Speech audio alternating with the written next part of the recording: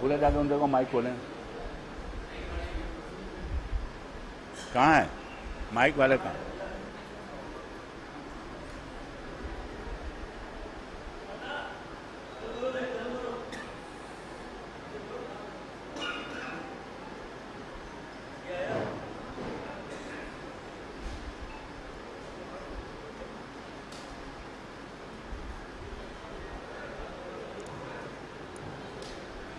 मोमिनीन व मोमनात, अस्सलाम वालेकुम। मजलिस का आगाज़ तिलावत कलाम पाक से हो रहा है और कारी मासूम साहब तिलावत कलाम पाक करेंगे। एक नारे सलवात से मकदम करें। कहाँ गए कारी मासूम साहब?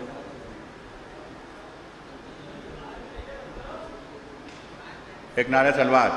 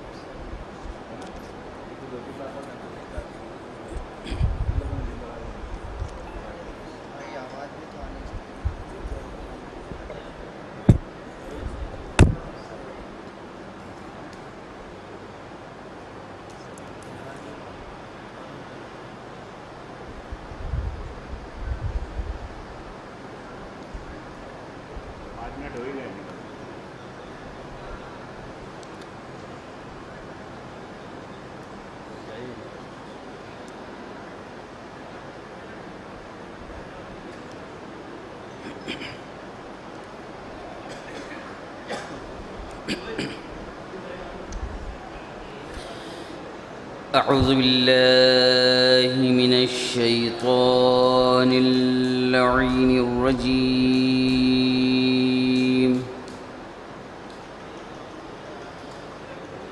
بسم الله الرحمن الرحيم.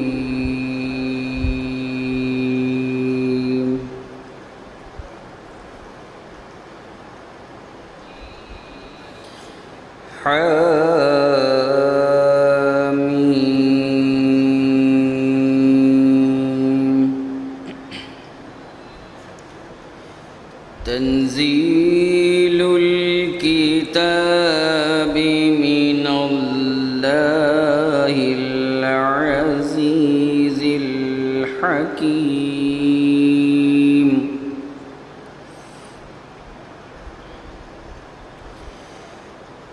ما خلقنا السماوات والأرض وما بينهما إلا بالحق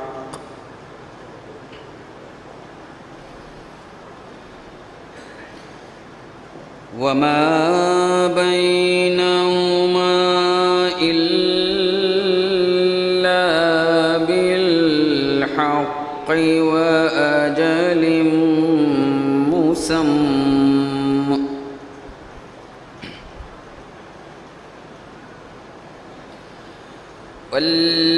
والذين كفروا عما أنذروا معرضون.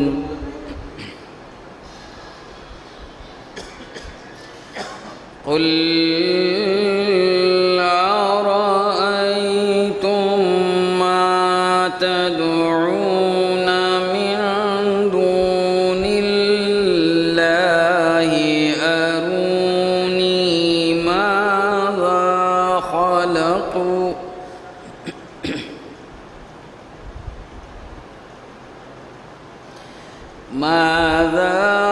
خلقوا من الأرض أم لهم شرك في السماوات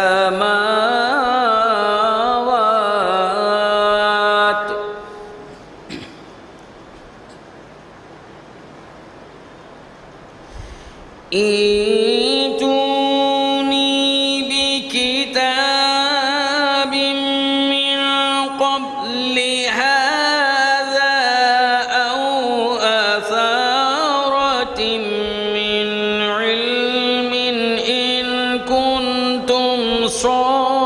صادقين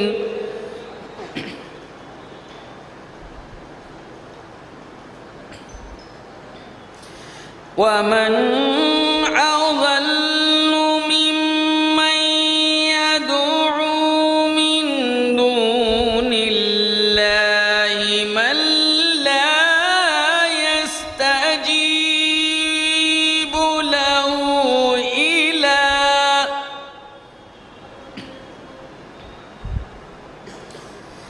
إلى يوم القيامة وهم عن دعائهم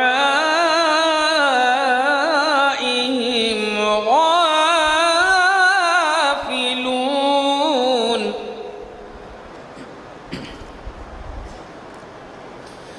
وإذا حشر الناس كانوا لهم أعداء وكانوا بعبادتهم كافرين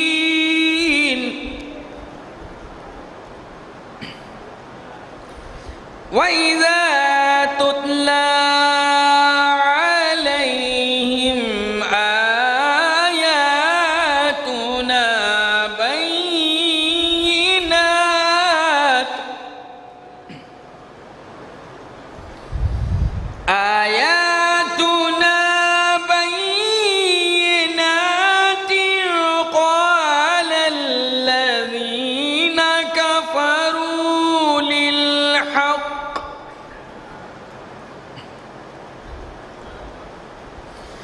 قال الذين كفروا للحق لما جاءهم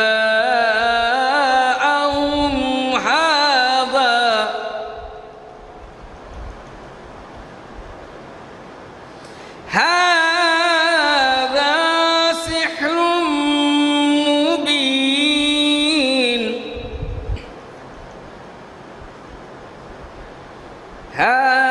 هذا سحر مبين صدق الله العلي العظيم وصدق رسوله النبي الكريم اللهم صل على محمد وآل محمد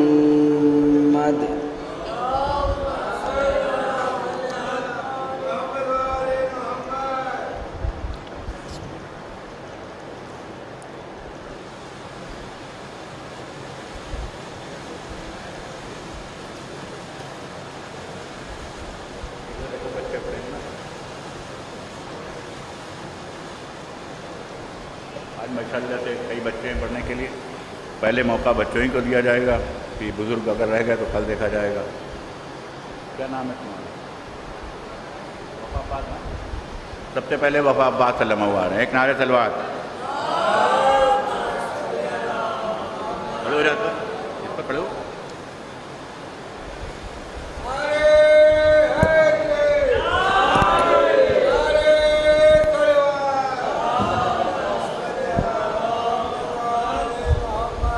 کسی کی تشن لبی کی اساس لگتی ہے، کسی کی تشن لبی کی اساس لگتی ہے. قسم خدا کی ہر ایک معجزات لگتی ہے، قسم خدا کی ہر ایک معجزات لگتی ہے. ہے نام حضرت عباس کی عجب تاثیر، ہے نام حضرت عباس کی عجب تاثیر. یہ نام سن کے بھی پانی کو پیاس لگتی ہے، یہ نام سن کے بھی پانی کو پیاس لگتی ہے. نعرہ صلوات.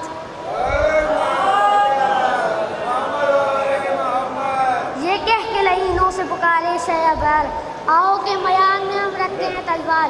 یہ کفر کا ہنگام ہے لشکر کفار، قاتل سے کہو تیز کرے خنجر خوخار. تلواروں کے سجدے کے لیے کود پڑیں گے، تلواروں کے سجدے کے لیے کود پڑیں گے. اکبر کی جوانی قسم اب نہ لڑیں گے. نعرہ صلوات. اب محمد موسیٰ صلی اللہ.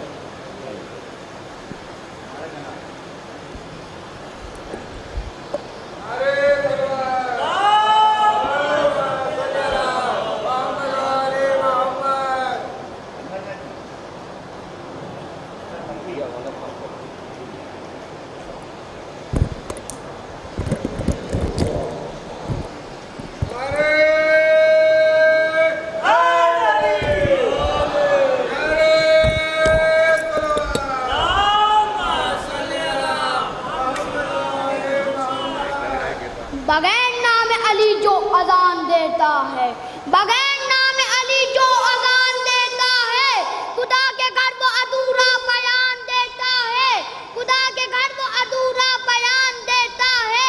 علی کے حق کو چھپاؤ گے کس طرح لوگو، علی کے حق کو چھپاؤ گے کس طرح لوگو، علی کی حق کی گواہی قرآن دیتا ہے، علی کی حق کی گواہی قرآن دیتا ہے۔ ایک نئے سلوات۔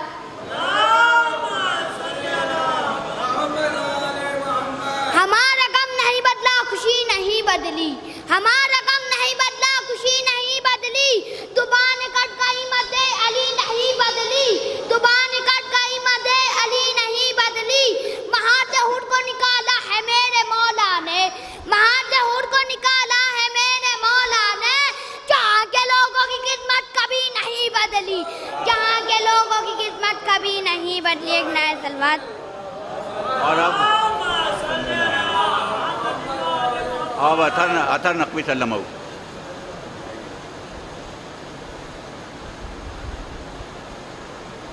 نئے سلوات۔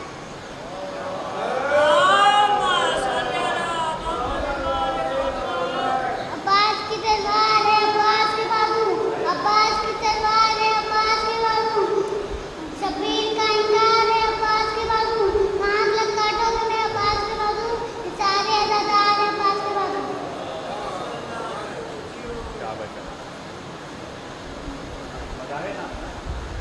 اب مظاہر سلمہ۔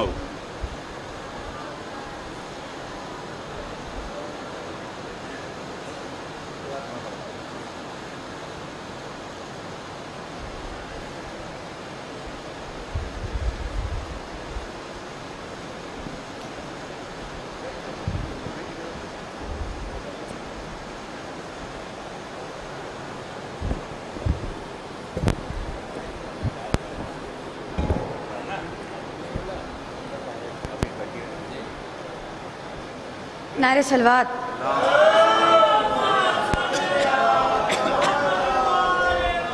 لکھنؤ کے سب سے مشہور اور معروف شاعر کوثر لکھنوی، جن کی سوال عمری میں یہ لکھا ہوا ہے کہ جب وہ ایک مرتبہ کہیں پر قرآن مرثیہ پڑھتے تھے، وہ اہل سنت تھے، پھر شیعہ بنے، پھر وہ جب کہیں مرثیہ پڑھ رہے تھے تو ان سے کسی صاحب نے کہا آپ کو قرآن پڑھنا آتا ہے؟ تو وہ فوراً ایک جملہ ارشاد کرتے ہیں، کہتے ہیں کہ قرآن اور حسین برابر ہیں شان میں، دونوں کا رتبہ ایک ہے دونوں جہان میں، قرآن اور حسین میں ہیں چار چار حرف، دو ہیں بغیر نقطے کے دو نقطہ دار حرف، ان دونوں کے اخیر میں بس نون ایک ہے، قرآن اور حسین کا مدبون ایک ہے، قرآن اور حسین کا مدبون ایک ہے۔ نعرہ سلوات۔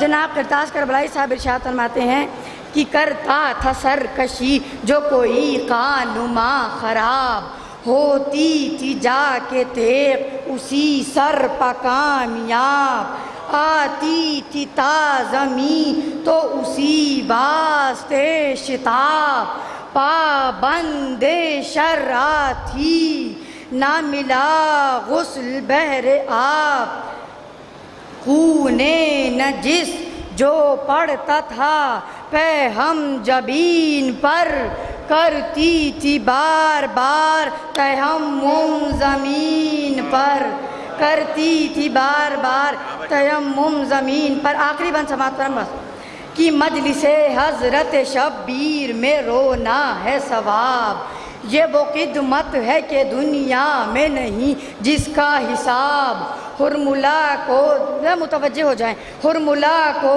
دیا یہ اصغر نادان جواب، جنگ کرنے کو میرے سامنے تو آیا ہے، تیرے دادا نے میرے گھر کا نمک کھایا ہے، جب قضا تیر کو اصغر کی طرف لے کے چلی، تیر کو دیکھ کے اصغر نے پڑھی ناد علی، تیر کھا کے بھی بہت دیر رہی لب پہ ہنسی، فرق آیا نہیں بے شیر کی پیشانی میں، حرملا ڈوب جاب جا کے کہیں پانی میں، حرملا کس لیے مجھ پہ یہ ستم کرتا ہے، الٹی سیدھی سی یہ سانسیں ابھی کیوں بھرتا ہے، تیر گر گر کے بتاتے ہیں کہ تو ڈرتا ہے، دیکھ لے تیرے لیے اور تیرے گھر کے لیے چوڑیاں لایا ہوں میں شام کے لشکر کے لیے، چوڑیاں لایا ہوں میں شام کے لشکر کے لیے۔ نعرے صلوات۔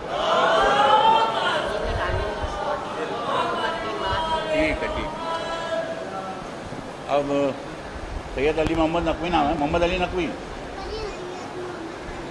کھڑے ہو، کیا نام ہے؟ اب سید محمد علی نقوی صلی اللہ علیہ وسلم، آئیے چلیے۔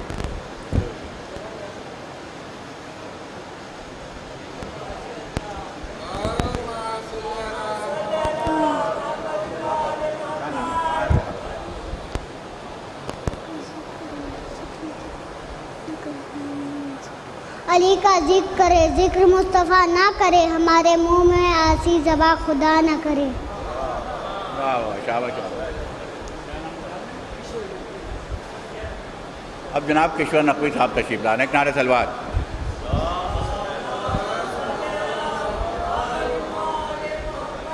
ایسے کھڑے ہو کے پڑھیے، کھڑے ہو کے پڑھیے، بار بار دبانا پڑتا ہے۔ اللہم صل۔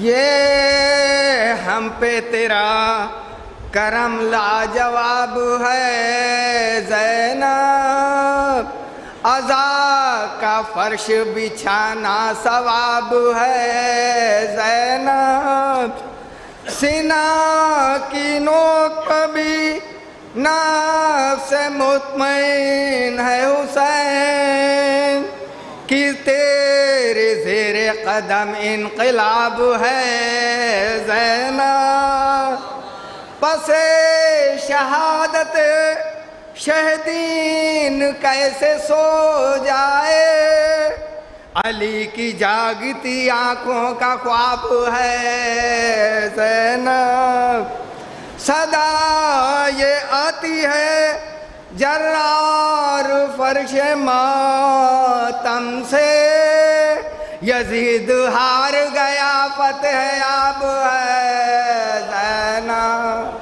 نعرہ صلوات۔ اب مہدی صلی اللہ علیہ وسلم، آپ کو پڑھنا؟ نعرہ صلوات۔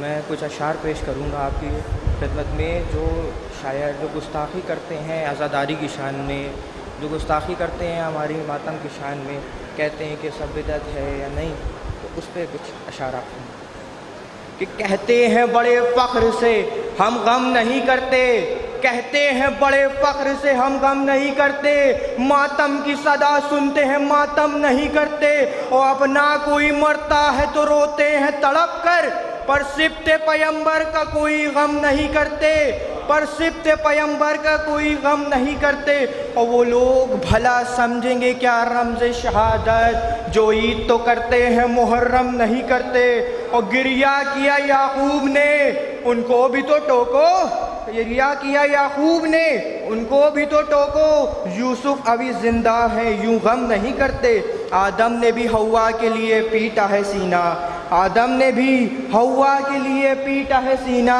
سمجھاؤ ذرا ان کو کہ زندوں کا ماتم نہیں کرتے، حمزہ تو شہیدوں کے بھی سردار تھے لیکن حمزہ تو شہیدوں کے بھی سردار تھے لیکن کرتے نہ محمد تو چلو ہم بھی نہیں کرتے، کرتے نہ محمد تو چلو ہم بھی نہ کرتے، اور ہمت ہو تو محشر میں پیمبر سے یہ کہنا، ہمت ہو تو محشر میں پیمبر سے یہ کہنا، ہم زندہ و جاوید کا ماتم نہیں کرتے، ہم زندہ و جاوید کا ماتم نہیں کرتے، اور حق بس یہی ہے بغض علی کا ہے چکر، کہ حق بس یہی ہے بغض علی کا ہے چکر، تم اس لیے شبیر کا ماتم نہیں کرتے۔ صلوات۔ اب لا رہے سلمہ،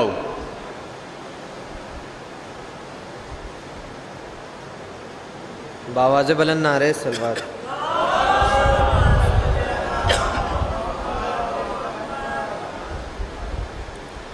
کہتی تھی یہ ماں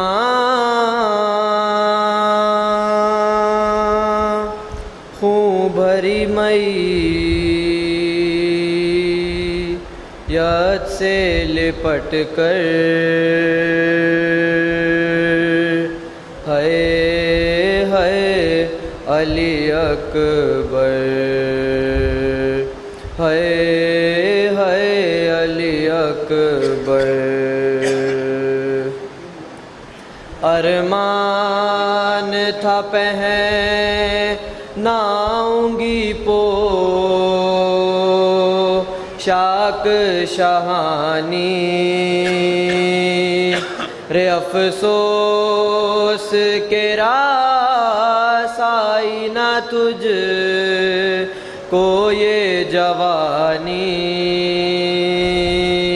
کیسا تھا مقدر ہے علی اکبر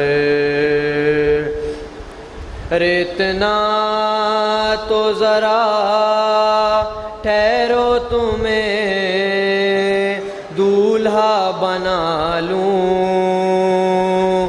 پھر ایک جھلک سہرے کی صغرا کو دکھا لوں بے چین ہے خواہر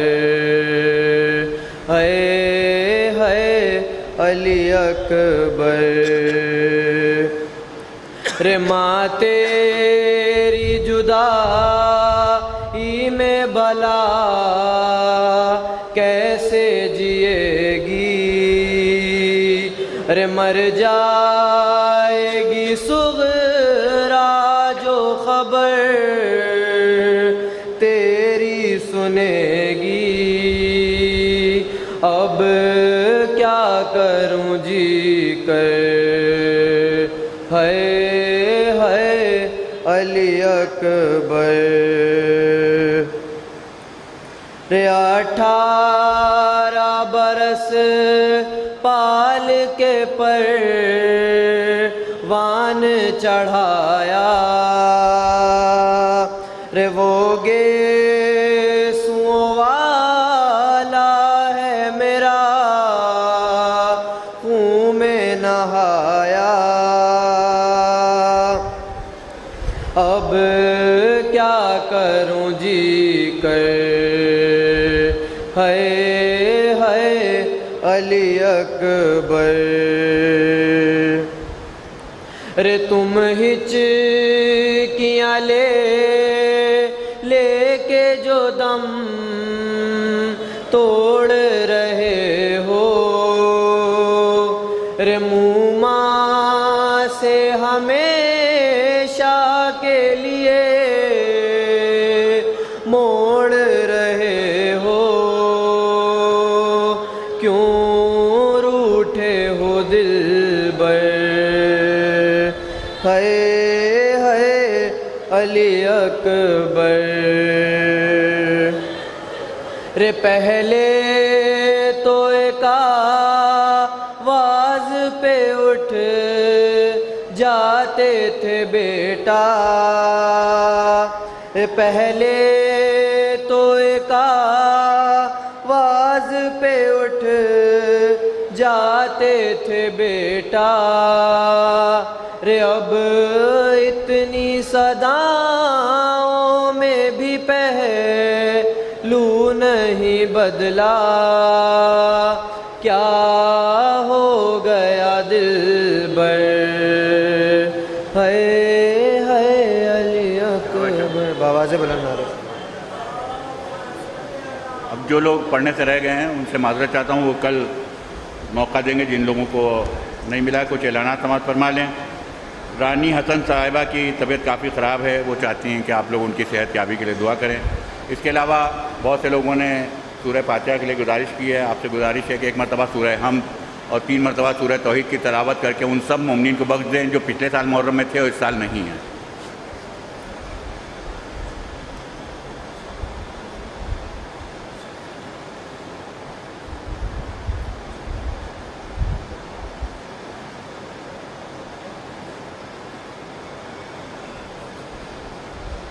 ایک نعرہ صلوات یہاں کی مجلس کے بعد جیسا کہ آپ لوگوں کو معلوم ہے، ہر چند اعلان کی ضرورت نہیں ہے، لیکن پھر بھی یاد دہانی کے بطور جنت کی کھڑکی میں مجلس ہوتی ہے، آغا باقر میں مجلس ہوتی ہے، حسینیہ سید علی نقی صاحب میں مجلس ہوتی ہے، شیعہ کالج اولڈ بوائز میں ارشد جعفری صاحب کا بیان ہو رہا ہے۔ اس کے علاوہ 1 بجے دن کو آل محمد کی پسندیدہ ذاکری کے عنوان سے مرثیہ خوانی کی مجالس ناظم صاحب کے امباڑے میں منعقد ہو رہی ہیں۔ 2:30 بجے مولانا حمید الحسن صاحب ناظمیہ مدرسے میں رونق افروز ممبر ہوتے ہیں۔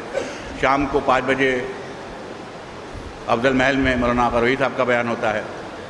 آپ حضرات سے گزارش ہے کہ ان تمام، اس کے علاوہ نئے لکھنؤ میں سعادت علی خان کے مقبرے میں 5 بجے شام کو مجلس ہوتی ہے روز۔ سبطین آباد کے امام باڑے میں شام کو روزانہ 8 بجے مجالس کا سلسلہ جاری ہے۔ بڑے امام باڑے میں 1 بجے دن میں شبیر وارثی صاحب کا بیان جاری ہے۔ آپ حضرات سے ان مجالس میں شرکت کی التماس ہے۔ اس کے علاوہ 8 محرم کو شاہی خیرات خانے میں سالانہ مجلس ہوگی صبح 8 بجے، جس میں قلب جواز صاحب کا بیان ہوگا۔ قلب جواز صاحب کے صاحبزادے قلب احمد صاحب 2 جگہ مجالس کو خطاب کر رہے ہیں، ایک ناظم صاحب کے ایک حسینیہ زین العابدین خان میں 9:30 بجے صبح کو، اور شام کو 8:30 بجے جان الدولہ کی کربلا میں۔ آپ حضرات سے شرکت کی التماس ہے۔ اس امام باڑے میں یوم خواتین کربلا 13 محرم کو منایا جائے گا، یوم عباس 12 کو، یوم زینب 11 کو۔ آپ حضرات سے اس میں شرکت کی التماس ہے۔ ان پروگراموں میں حالانکہ ان کا اعلان کرنے کی ضرورت نہیں ہے، پھر بھی ایک مرتبہ یاد دہانی کرا دی ہے۔ ایک اور اعلان یہ ہے کہ یہاں اس امام باڑے میں 9 محرم کو بلڈ ڈونیشن کا کیمپ لگے گا، تو ہر سال بڑی تعداد میں لوگ اپنے خون کا عطیہ دیتے ہیں۔ اس سال بھی آپ سے گزارش ہے کہ اس میں شرکت فرمائیں۔ اچھی بات یہ ہے کہ خواتین بہت بڑی تعداد میں بلڈ ڈونیٹ کرتی ہیں، اور اتنا بلڈ ڈونیٹ کیا جاتا ہے کہ ان کے پاس ڈونیشن کے کٹ ختم ہو جاتے ہیں۔ تو آپ لوگوں سے گزارش ہے کہ اس سال بھی تعاون کریں اور اس میں شامل ہوں تو بہتر رہے گا، اور لوگوں کو بھی بتائیں۔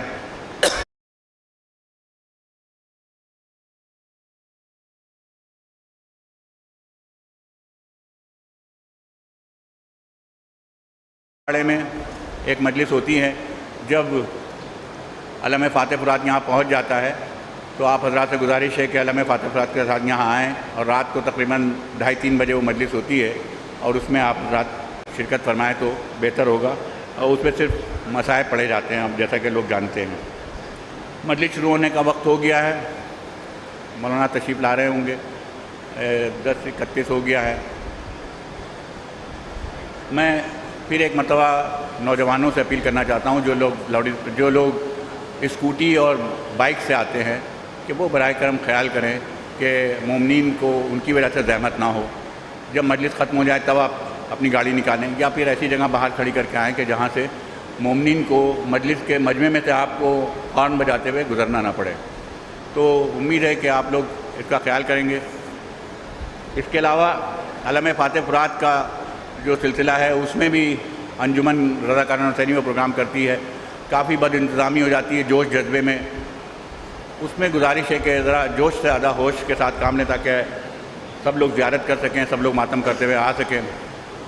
اور پورے آپ کو معلوم ہے کہ ہندوستان کا سب سے بڑا علم وہی ہے، اور اس کی گونج پورے ہندوستان میں سنائی دیتی ہے، تو اس کے لیے آپ لوگوں کو، اس کی کامیابی کے لیے آپ لوگوں کو آگے آنا چاہیے۔ امید ہے کہ آپ دھیان دیں گے۔ اس کے علاوہ 11 اور 12 محرم کو اس امام باڑے میں 10:30 بجے دن میں مجلس ہوتی ہے، ایک امام کے سیوم کی 12 تاریخ کو۔ اس کے علاوہ سبطین آباد کے امام باڑے میں ناظر حیدر کاظمی نے ایک مجلس قائم کی ہوئی ہے، جو امام کے پنجم کے نام سے ہوتی ہے، 14 محرم کو سبطین آباد میں۔ اس میں قلب جواز صاحب کا بیان ہوتا ہے۔ آپ حضرات سے گزارش ہے کہ ان مجالس میں شرکت فرمائیں، اور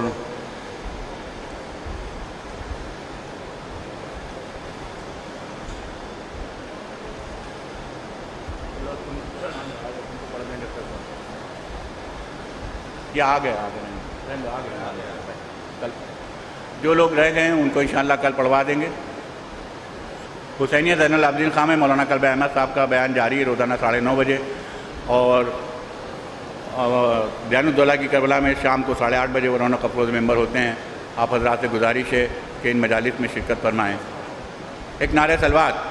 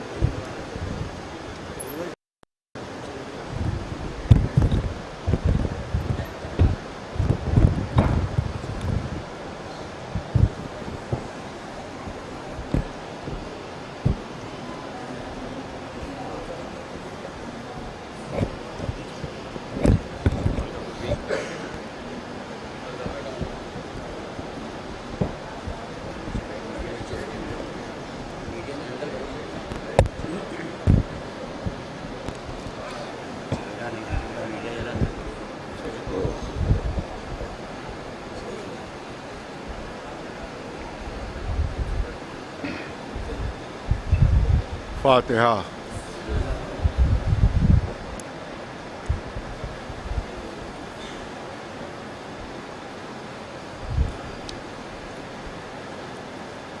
اعوذ باللہ السمیع العلیم من الشیطان اللعین الرجیم، بسم اللہ الرحمن الرحیم، الحمد للہ رب العالمین، والصلاة والسلام علی سید الانبیاء والمرسلین، سیدنا و نبینا و شفیع المذنبین ابی القاسم محمد وأهل بيته الطيبين الطاهرين المعصومين، أما بعد، فقد قال الله سبحانه تبارك وتعالى في كتابه المبين وهو أصدق القائلين: يا أيها الرسول بلغ ما أنزل إليك من ربك وإن لم تفعل فما بلغت رسالته والله يعصمك من الناس إن الله لا يهدي القوم الكافرين۔ صلوات على محمد۔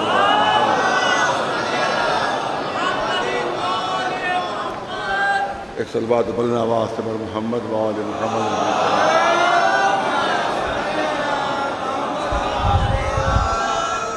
ذکر امام حسین علیہ السلام ہو رہا ہے، ان کی عزاداری کا تذکرہ، مجلسوں کی عظمت، ان کا شرف، اس کے مرتبے کا تذکرہ، مجلس حسین کی کیا عظمت ہے اس کا ذکر ہوا، اور خاص طور سے امام حسین علیہ السلام کے لیے جو مخصوص برتاؤ رسول اللہ کر رہا ہے، ایسا برتاؤ جو اپنے کسی اور جگر کے ٹکڑے کے ساتھ نہیں ہے، کسی اور دل کے ٹکڑے کے ساتھ نہیں ہے، ایسا خصوصی برتاؤ امام حسین کے ساتھ رسول اللہ کا مسلسل رہا ہے۔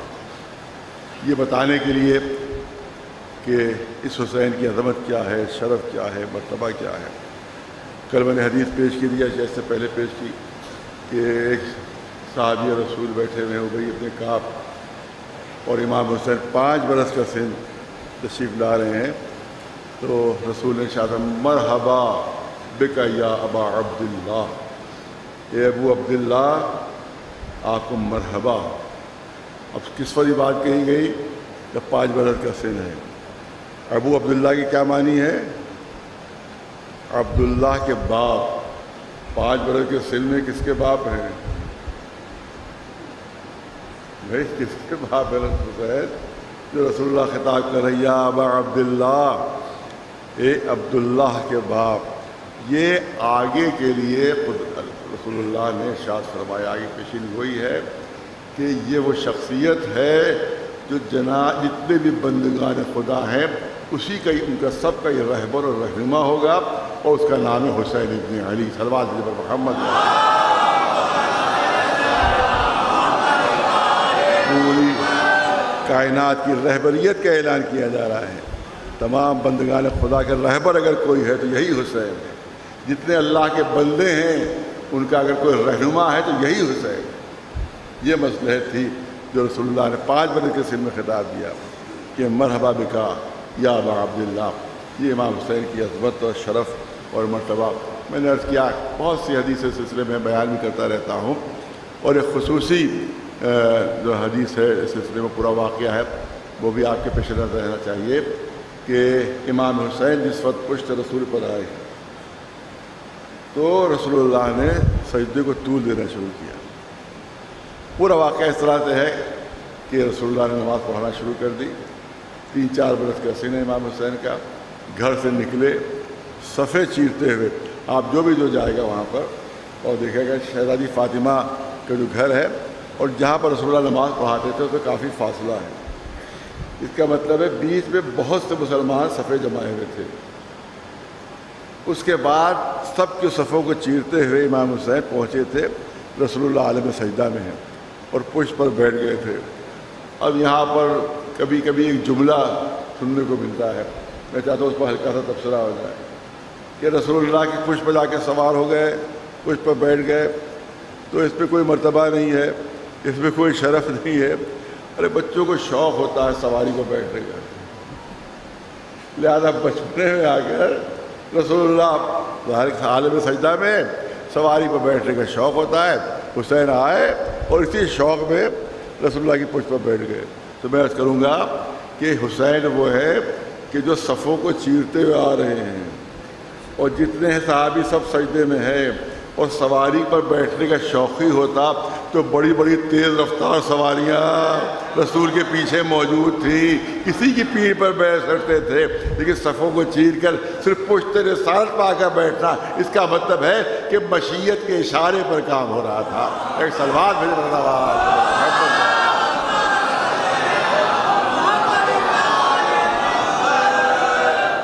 تو مشیت کے اشارے پر کام ہو رہا، پشت رسول پر. اب دیکھیے پوری تاریخ موجود، تمام اہل سنت، تمام شیعہ علماء اس پورے واقعے کو تحریر کرتے ہیں کہ رسول اللہ نے اٹھنا چاہا، حسین کو ہٹانا چاہا.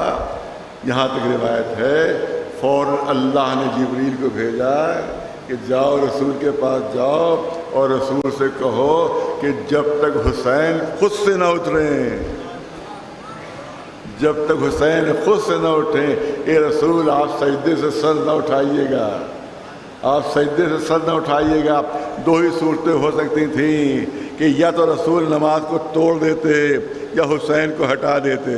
پوری توجہ رہے، یا تو نماز کو توڑ دیتے یا حسین کو ہٹا دیتے، یا حسین کو ہٹاتے یا نماز کو چھوڑتے. نہ رسول نے حسین کو پشت سے ہٹایا اور نہ نماز توڑی، نہ پشت سے ہٹایا نہ نماز توڑی. گویا قیامت تک کے لیے درس دے رہے ہیں کہ دیکھو نہ نماز کے لیے حسین کو چھوڑا جا سکتا ہے، نہ حسین کے لیے نماز کو چھوڑا جا سکتا ہے. ایک صلوات محمد.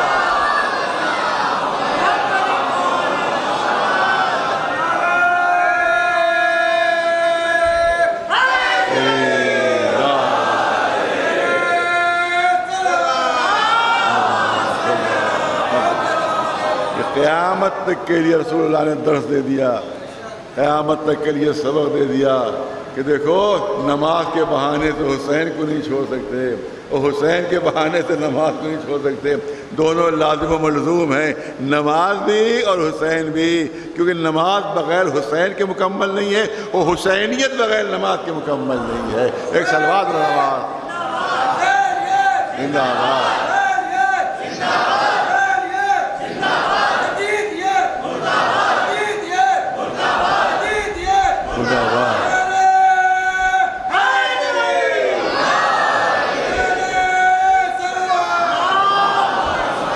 اب رسول کا سر سجدے میں ہے، رسول کا سر سجدے میں ہے. حسین پشت پر ذکر پر اضافہ ہو رہا ہے، سبحان اللہ سبحان اللہ سبحان اللہ سبحان اللہ. اب حکم الہی ہے کہ جب تک حسین اپنی مرضی سے نہ اترے اس وقت تک رسول آپ سر نہ اٹھائیے گا. اب رسول منتظر ہیں کہ جبریل اشارہ کرے تو میں سر اٹھاؤں. توجہ ہے، رسول منتظر ہے کہ جبریل اشارہ کرے تو میں سر اٹھاؤں. جبریل منتظر ہے کہ حکم خدا ہو تو میں اشارہ کروں، اور اللہ منتظر ہے کہ حسین خود سے اترے تو میں جبریل کو اشارہ کروں. ایک صلوات بھیجو محمد. یہ ہے منزلت امام حسین، یہ ہے شرف امام حسین. ظاہر ہے کہ اس میں بہت تفصیلات ہیں، انشاءاللہ ہر مجلس پہ ابتدا میں انشاءاللہ ایک تھوڑا سا تذکرہ ہوتا رہے گا، لیکن میں چاہتا ہوں کہ تھوڑا آیے کریمہ اب تک اس کے اوپر کوئی گفتگو نہیں ہو سکی ہے جو ہماری بنیادی حیثیت رکھتی ہے ہمارے مذہب کے لحاظ سے، ہمارے مسلک کے لحاظ سے. جو آیے کریمہ بنیاد ہے وہ یہی آیے کریمہ ہے کہ جو غدیر سے پہلے نازل ہوئی تھی، جو محفل غدیر سے پہلے نازل ہوئی تھی، اور رسول اللہ کو حکم دیا جا رہا ہے یا ایھا الرسول بلغ ما انزل الیک من ربک. اے رسول، حکم نہیں بتایا جا رہا کیا حکم ہے، یہ بہت توجہ چاہتا ہوں. نہیں بتایا جا رہا کیا، ما انزل الیک من ربک، جو ہم نے آپ پر پہلے وحی کر دی تھی، جو آپ پر بہت پہلے وحی کر دی تھی، جو بہت پہلے آپ کو حکم دے دیا تھا، اس حکم کو پہنچائیے. ما انزل الیک من ربک، یہ وحی کب ہوئی تھی، یہ حکم کب نازل ہوا تھا؟ زمین پر نازل نہیں ہوا تھا، پہلے آسمان پر نہیں، دوسرے آسمان پر نہیں، تیسرے آسمان پر نہیں. روایت کہتی ہے کہ جب رسول اللہ معراج کی منزلوں پر گئے ہیں اور جس وقت قرآن نے اعلان کیا ثم دنا فتدلی فکان قاب قوسین ادنا، حکم رسول کو اور قریب آ جائیے اور قریب آ جائیے اور قریب آ جائیے. جب 2 کمانوں اور اس کے سے بھی کم کا فاصلہ رہا. اب یہ کتنا کم یہ نہیں بتایا گیا، یہ فاصلہ کتنا کم تھا یہ نہیں بتایا گیا. کتنا کم تھا یا تو اللہ کو معلوم ہے یا مصطفیٰ کو معلوم ہے یا اس کو معلوم ہے کہ جس کے لہجے میں اللہ بول رہا تھا. ایک صلوات بھیجے محمد.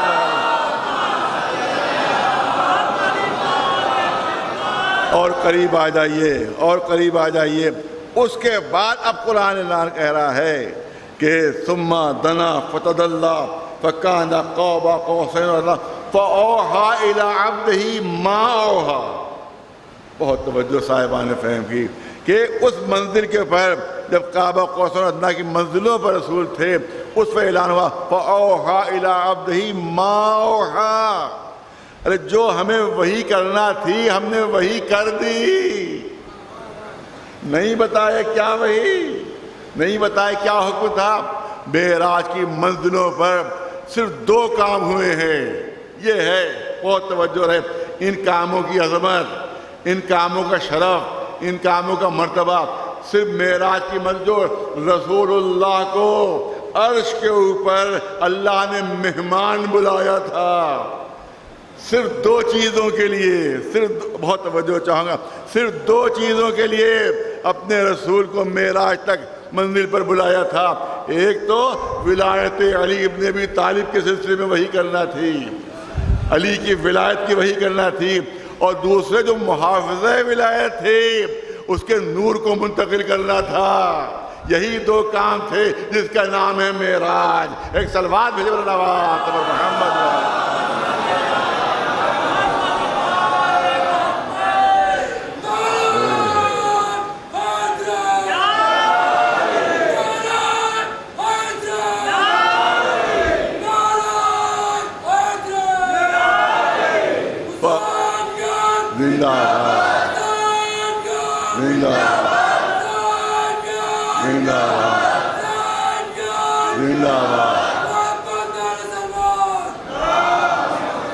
فَأَوْحَىٰ إِلَىٰ عَبْدِهِ مَا أَوْحَىٰ.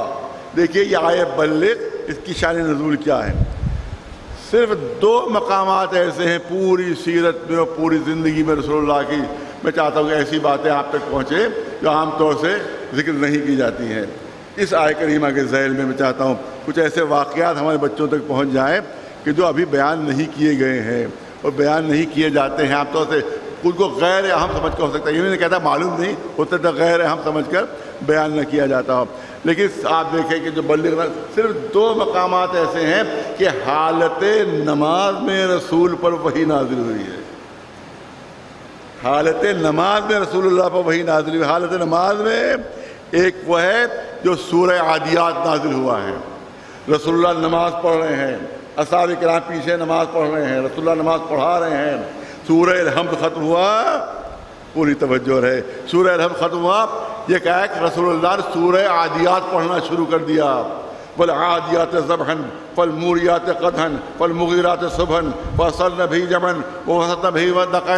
یہ پورا سورہ پڑھنا شروع کر دیا. پورا سورہ پڑھا، جیسے سورہ ختم ہوا، نماز ختم ہوئی، اصحاب چونک گئے، اے اللہ کے رسول یہ سورہ تو ہم نے پہلے کبھی نہیں سنا، پہلے کبھی نہیں سنا. پہلی مرتبہ آپ کی زبان سے ہم سورہ سن رہے ہیں. کہ پہلے نازل ہوا ہوتا تو سنتے، پہلے نازل ہوا ہوتا سنتے. یہ تو حالت نماز میں نازل ہوا ہے. اور یہ سورے میں کیا کہا جا رہا ہے؟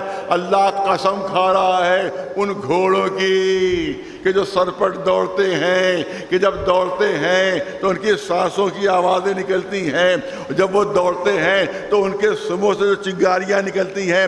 اللہ گھوڑوں کی قسم کھا رہا ہے، گھوڑوں کی قسم کھا رہا ہے، ان کی سانسوں کی قسم کھا رہا ہے، ان کے پیروں سے جب وہ زمین سے ٹکراتے ہیں جو اس سے چنگاریاں نکلتی ہیں اس کی قسم کھا رہا ہے. گھوڑے قسم کھانے کے لائق نہیں ہے. گھوڑے قسم کھانے کے لائق نہیں ہیں، ان کا دوڑنا قسم کھانے کے لائق نہیں ہے۔ یہ گھوڑے کیسے قسم کھانے کے لائق بن گئے؟ ارے یہ اس وقت قسم کھانے کے لائق بنے جب علی پر سوار ہوتے ہیں، جب یہ میدان جنگ میں جاتے ہیں تو اس لائق بن جاتے ہیں کہ اللہ گھوڑوں کی بھی قسم کھا رہا ہے اور ان کے سموں کی بھی قسم کھا رہا ہے۔ ایک صلوات بھیجو محمد ایک صلوات بلند آواز قبر محمد وعلی محمد۔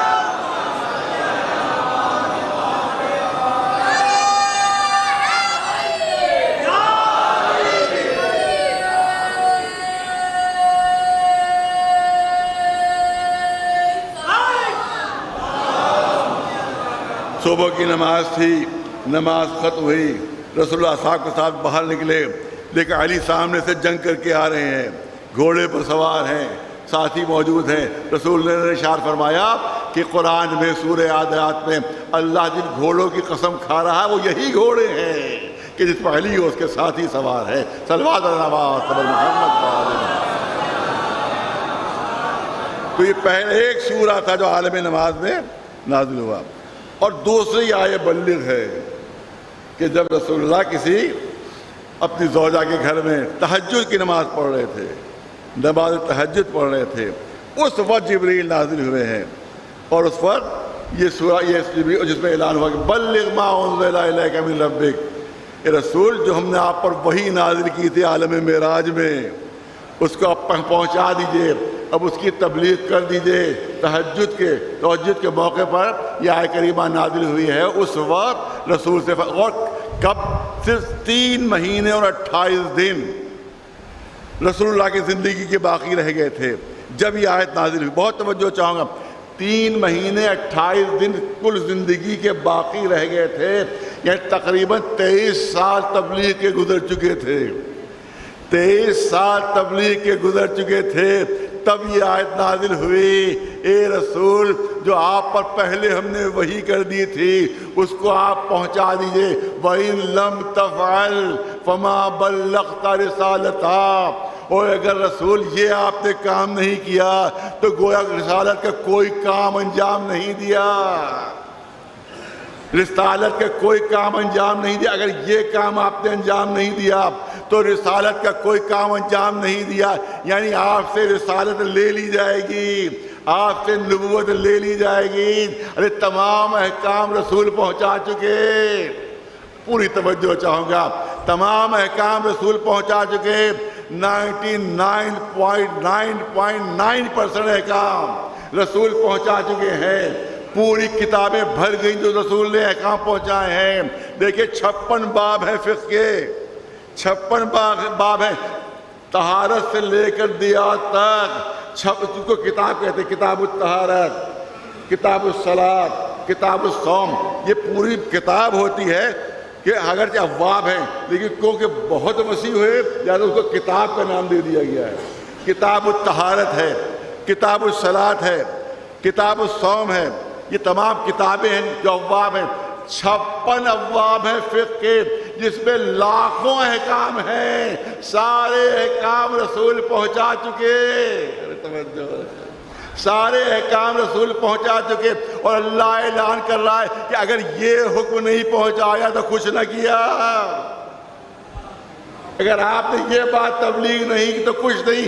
یہ تبلیغ کیا ہو رہا ہے؟ ولایت علی ابن ابی طالب، اللہ نے اعلان کر دیا کہ اگر آپ نے ولایت کا اعلان نہیں کیا تو گویا آپ نے کچھ نہیں پہنچایا، کچھ نہیں پہنچایا۔ اس کا مطلب ہے کہ رسول سے رسالت لے لی جائے گی، رسول سے نبوت لے لی جائے گی۔ اگر اعلان ولایت علی نہ ہوا، سب کچھ پہنچا دیا، اگر یہ نہیں پہنچایا تو کچھ نہ پہنچایا۔ اب میں مسلمانوں سے کہتا ہوں کہ تمام احکام پہنچانے کے باوجود اگر علی کے لیے غدیر کا اعلان نہ کیا، اگر غدیر میں ولایت علی کا اعلان نہ ہوا تو رسول نے کچھ نہ کیا، کچھ نہ کیا۔ تو پوری زندگی عبادتیں کرتے رہو، پوری زندگی نمازیں پڑھتے رہو، 50 بار حج پر کیوں نہ چلے جاؤ، برابر روزے رکھتے رہو، جب رسول کی رسالت نہیں رہے گی تو تمہارا اسلام کہاں رہے گا؟ ایک صلوات بھیجتے رہو محمد۔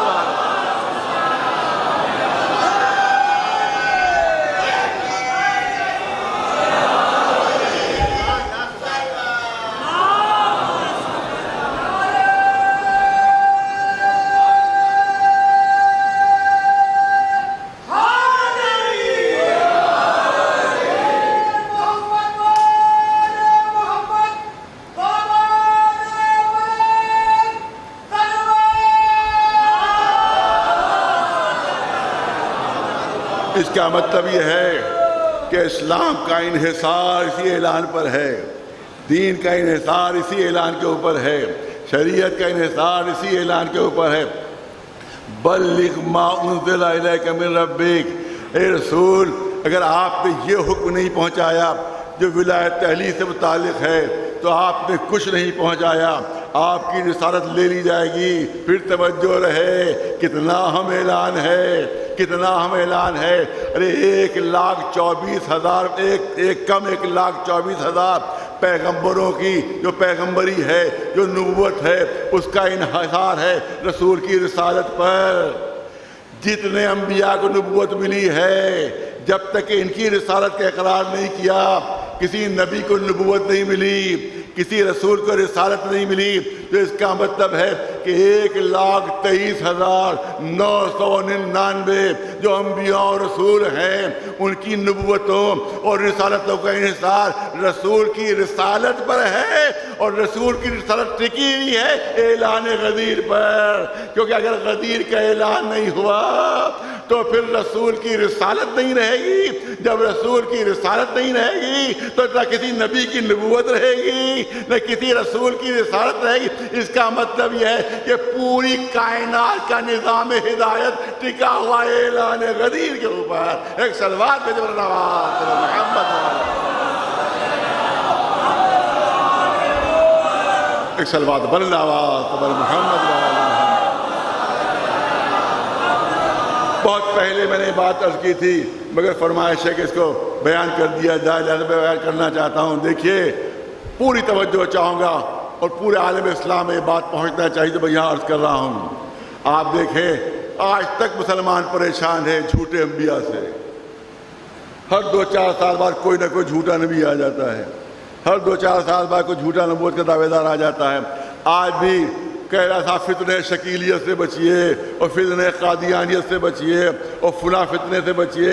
یہ پتہ نہیں کتنے لوگ ہیں جو آج بھی جھوٹے نبی ہونے کا دعویٰ کر رہے ہیں، آج بھی جھوٹی نبوت کا دعویٰ کر رہے ہیں۔ آج بھی مسلمان پریشان کہ ہم ان سے کیسے نپٹیں۔ ہر 2-4 سال بعد ایک جھوٹا نبی، ہر 2-4 سال بعد ایک جھوٹا نبی۔ یہ کیا مصیبت ہے؟ اس مصیبت سے ہم کیسے نپٹیں؟ تو کہا جس طرح سے ہم نے نپٹا ہے اسی طرح سے تم بھی نپٹو۔ پوری توجہ رہے، 1400 سال میں ایک واحد 73 فرقے ہیں، صرف ایک فرقہ ایسا ہے، صرف ایک فرقہ ایسا ہے کہ 1400 سال میں اس فرقے میں ایک بھی جھوٹا نبی نہیں ملے گا، اور وہ ہے ہمارا فرقہ۔ بہت توجہ رہے، بہت اہم بات کرنا چاہتا ہوں۔ وہ ہے ہمارا فرقہ، وہ ہے شیعہ مسلک، کہ جس میں 1400 سال میں کوئی جھوٹا نبوت کا دعوے دار نہیں ملے گا۔ دوسرے فرقوں میں سینکڑوں مل جائیں گے، لیکن ہمارے ایک بھی نبوت کا جھوٹا دعوے دار نہیں ملے گا۔ اس کی بنیاد کیا ہے؟ اس کا سبب کیا ہے؟ اس کی بنیاد ہے اعلان غدیر۔ جو غدیر کے قائل ہیں وہ کبھی بھی کسی جھوٹے نبی کے قائل نہیں ہو سکتے۔ یہ غدیر نہیں ہے، یہ اعلان غدیر نہیں ہے، بلکہ نبوت کے دروازے پر امامت کا تالا لگا دیا گیا ہے کہ اب نبی نہیں آئے گا، امام آئیں گے۔ صلوات اللہ محمد۔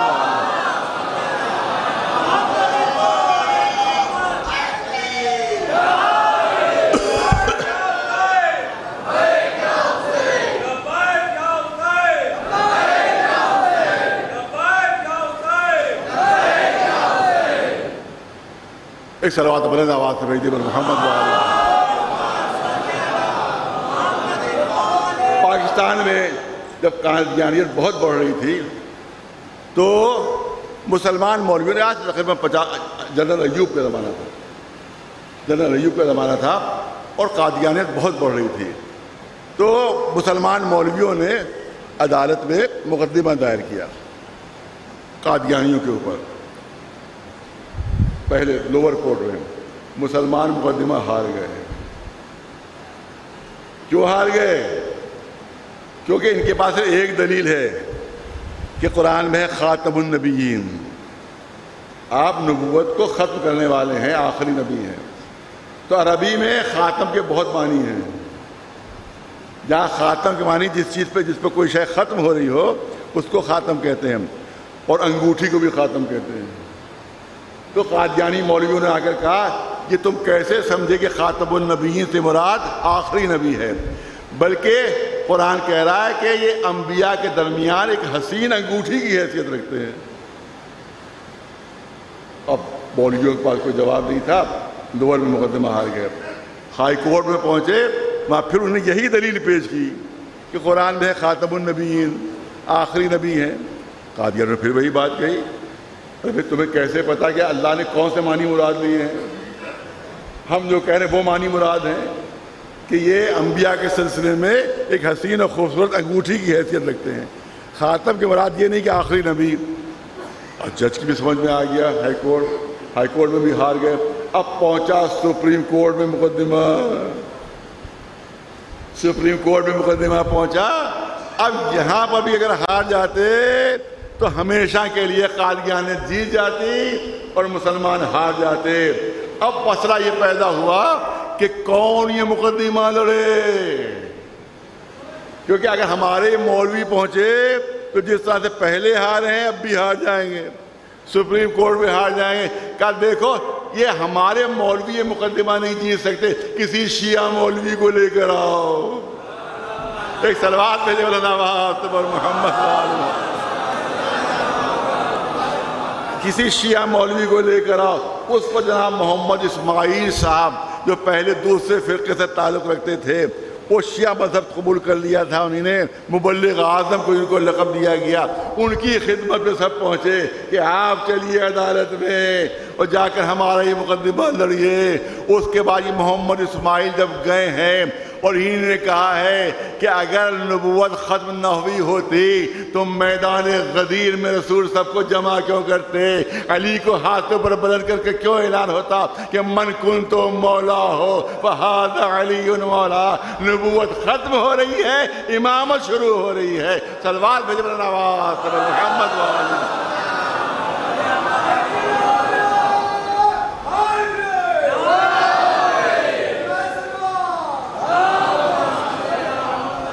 انہی کا ایک اور واقعہ بھی ہے، یہ بھی جنرل ایوب کے زمانے کا واقعہ ہے۔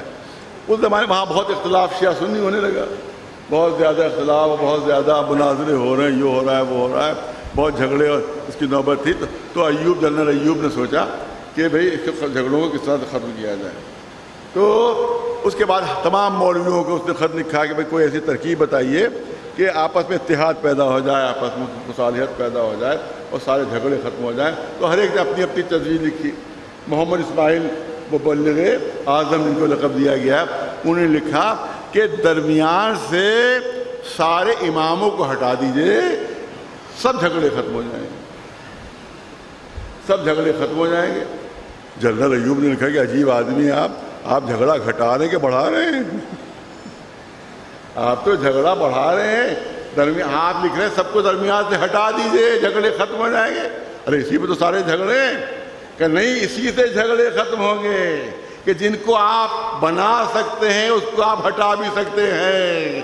ارے توجہ رہے، جن کو آپ بنا سکتے ہیں ان کو ہٹا سکتے ہیں، جن کو مسلمانوں نے بنایا ہے ان کو مسلمان ہٹا دے، جن کو اللہ نے بنایا سب مل کے مان لے۔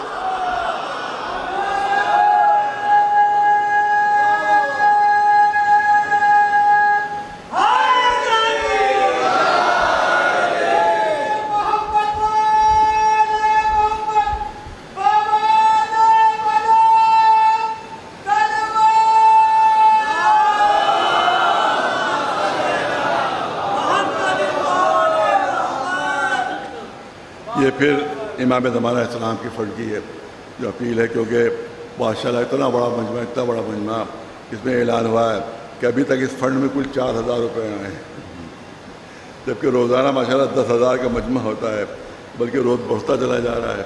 تو پھر کل 4000 ابھی تک اس فنڈ میں آئے، اور اسی کے ذریعے سے سال بھر تک خرچ چلتا ہے ہمارے اس فنڈ کے ذریعے سے۔ لہٰذا گزارش ہے کہ زیادہ سے زیادہ آپ اس فنڈ میں دیں، کیونکہ اسی سے ہاسپٹل بھی، پورا ہاسپٹل چل رہا ہے، اسی سے ایمبولینس چل رہی ہے، اسی سے تمام پینشنز دی جاتی ہیں، اسی طرح کمپیوٹر سکھایا جاتا ہے، اس سے نوجوانوں کو اور تمام تعلیمات دی جاتی ہیں، اس سے تو بڑا زیادہ خرچ اس کا سال بھر میں ہے. لہٰذا گزارش ہے کہ بہترین ایک ایصال ثواب کا یہ موقع ہے کہ جس کے ذریعے سے آپ اپنے مرحومین کو ایصال ثواب کر سکتے ہیں. لہذا گزارش ہے زیادہ سے زیادہ اس میں فنڈ میں آپ جو ہے وہ آپ ڈونیٹ کریں تاکہ زیادہ سے زیادہ ہمارے کام ہو سکے. اب موقع مل گیا ہے, میں چاہتا ہوں 2 جملے اور کر دوں کہ ان پوسٹر کے سلسلے میں جو میں نے بیان دیا تھا, اور لہذا آپ سے گزارش ہے کہ اس میں کسی طرح سے ڈرنے کی ضرورت نہیں, خوفزدہ ہونے کی ضرورت نہیں. FIR ہو اگر تو میں نے اعلان کیا ہے, میں مجلس سے اعلان کرنا چاہتا ہوں, میں TV کے ذریعے سے اعلان کرنا چاہتا ہوں, میں نے کہا ہے کہ پوسٹر لگائے جائیں. کلب جواد نے کہا ہے پوسٹر لگائے جائیں. کلب جواد نے کہا ہے, کلب جواد ابن کلب عابد, یہ ہم نے کہا کہ پوسٹر لگائے جائیں.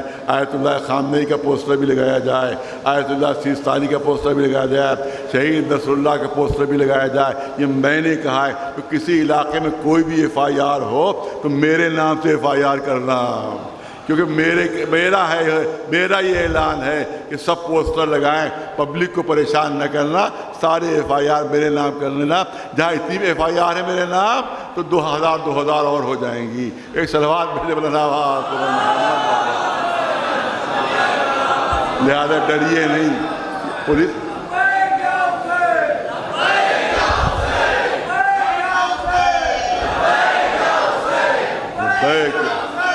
لبیک یا حسین,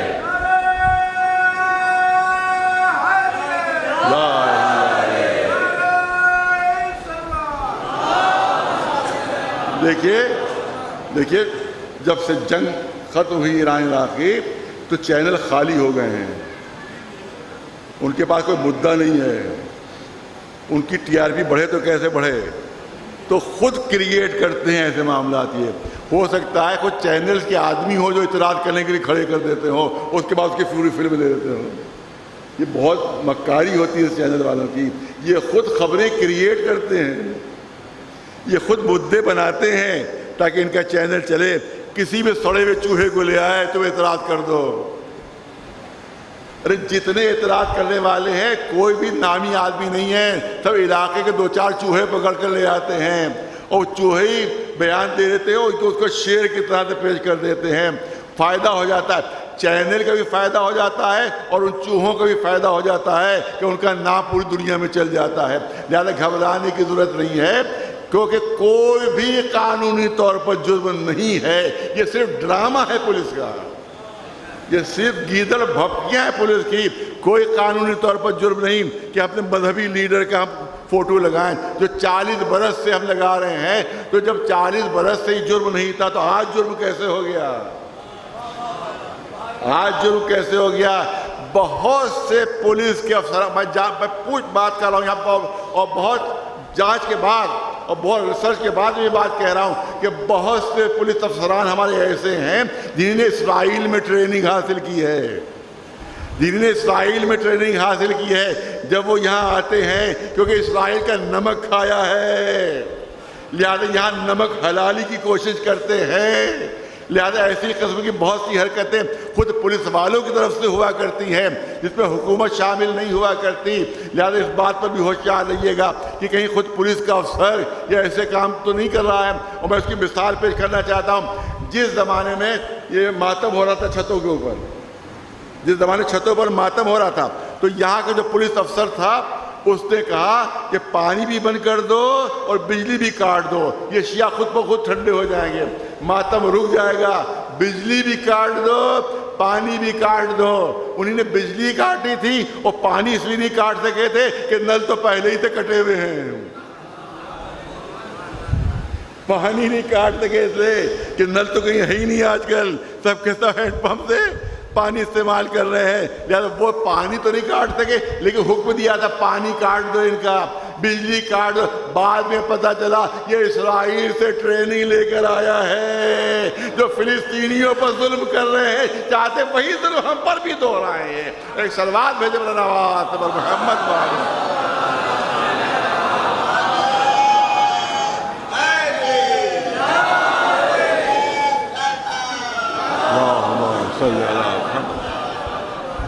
تو یہی حرکت کر رہے ہیں ایسے افسران جو وہاں بھی کانگریس کے زمانے سے کمانڈو آتے رہتے ہیں وہاں سے اسرائیل سے اور یہاں کے ٹریننگ دیتے رہتے ہیں شروع سے. اب کے زمانے سے نہیں, کانگریس کے زمانے سے ان کے اسرائیل سے بہت گھنی سمبند ہیں اور بہت اچھے تعلقات ہیں. تو یہ اسی تعلقات کو نبھاتے ہیں. اور یاد رکھیے آپ کہ ان تصویروں کے ذریعے سے ہم یہ دنیا کو بتانا چاہتے ہیں کہ ہم ظالموں کے ساتھ نہیں ہیں, ہم مظلوموں کے ساتھ ہیں. ایک صلوات بھیجو محمد. اور سن لو جو ہمارے بعض ہندو بھائی دھوکے میں آ جاتے ہیں اور دھوکے میں آ کے اسرائیل کی حمایت کرنے لگتے ہیں, دھوکے میں آ جاتے ہیں, اسرائیل کی حمایت کرنے لگتے ہیں یہ سوچ کر کہ مسلمانوں کو وہ کاٹ رہا ہے لہذا ہم اس کی حمایت کریں, مسلمانوں کو مار رہا ہے ہم اس کی حمایت کریں. تمہیں معلوم ہی نہیں کہ ان کا عقیدہ کیا ہے, ان کا عقیدہ کیا ہے. ان کی مذہبی کتاب ہے تلمود. تلمود ان کی مذہبی کتاب ہے کہ جس میں ان کے مذہب کے جو قوانین ہیں وہ لکھے ہوئے ہیں. تو تورات الگ ہے, تلمود الگ ہے. یہ تورات کے بعد کی لکھی گئی کتاب ہے. اور ان کے جیسا ہمارے یہاں مجتہدین ہیں, ان کے بھی مجتہدین ہوتے ہیں. ان مجتہدین نے مل کر یہودی مذہب کے جو اسکالر تھے, جو مذہبی کے مجتہدین کو کہا جائے ہمارے اسلام میں, وہ تو انہوں نے مل کر یہ کتاب تحریر کی ہے کہ جس میں ان کے مذہب کے قوانین بیان کیے گئے ہیں. تو جانتے ہیں ان کا ایک قانون کیا ہے؟ ہمارے ہندو بھائی جہاں سن لیں ان کا قانون کیا ہے. ان کا قانون یہ ہے, اس میں لکھا ہوا, تلمود میں لکھا ہوا ہے یہ قانون کہ اگر کنویں میں کوئی غیر یہودی گر جائے, اگر کنویں میں کوئی غیر یہودی میں سب شامل ہو گئے, مسلمان ہو, ہندو ہو, سکھ ہو, عیسائی ہو, مگر یہودی نہ ہو. بس اگر یہودی نہیں ہے وہ کنویں میں گر جائے اور اس کے ساتھ ساتھ اس کا کتا بھی گر جائے, تو دیکھو کتے کو بچا لینا, اس نان یہودی کو نہ بچانا, کیونکہ کتے کو زندہ رہنے کا حق حاصل ہے, کسی غیر یہودی کو زندہ رہنے کا حق حاصل نہیں ہے. اس میں تم بھی شامل ہو.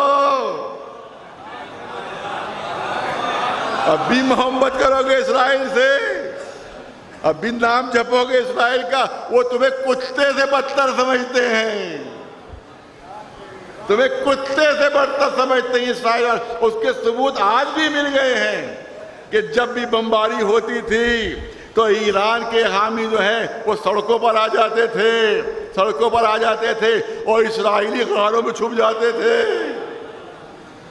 یہودی غاروں میں چھپ جاتے تھے.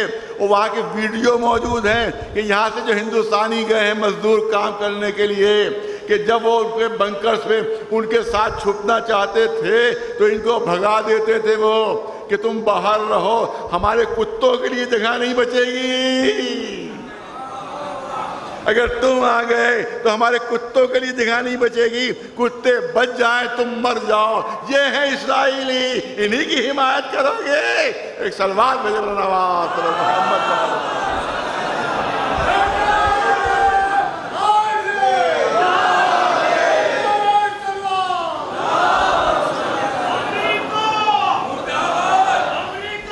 مرد آباد, مرد آباد, مرد آباد, مرد آباد, مرد آباد.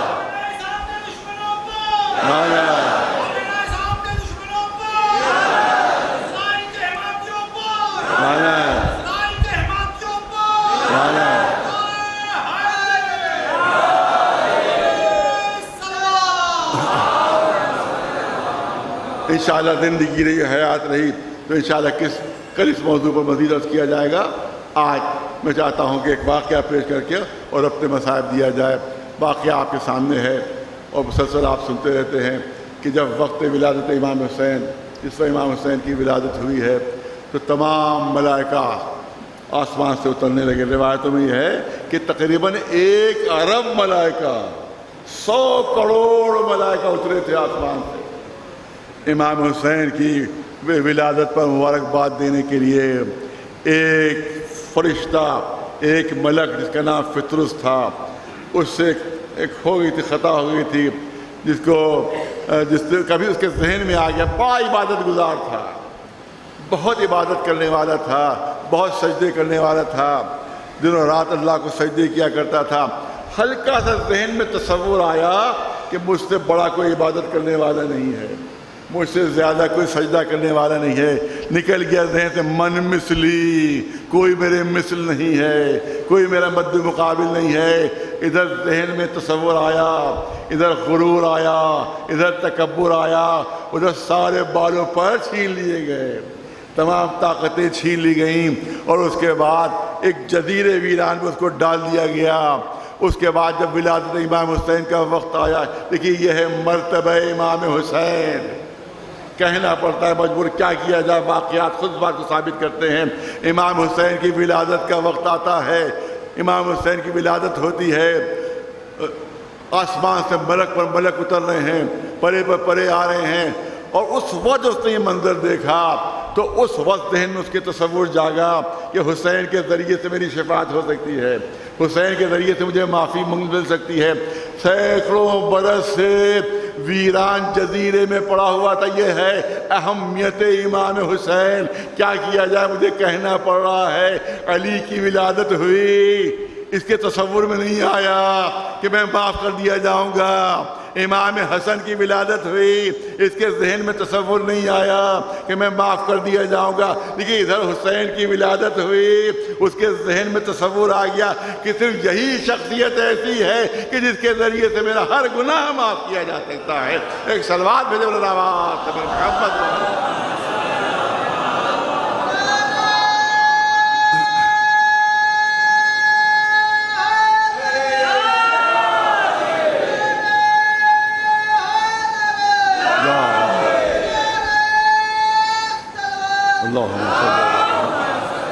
جبریل نازل ہوئے، آواز دی جبریل کو، کہاں جا رہے ہو؟